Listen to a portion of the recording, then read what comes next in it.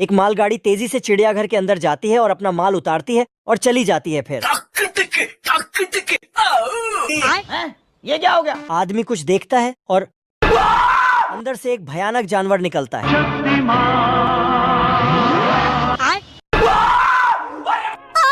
चिड़ियाघर घूमने आए सारे लोग भाग जाते हैं, लेकिन वही एक तालाब में अखबार पढ़ रहा है। जब तक समोसे में आलू है तब तक बिहार में लालू है। मेरा नाम है इबू हटेला। हाँ मेरी चुड़ैल की बेटी, आप मेरा शैतान का चेला।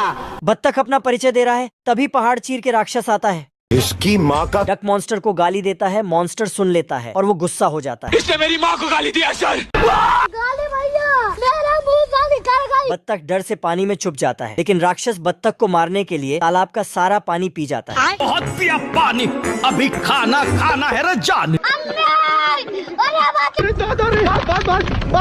कैसे कैसे लोग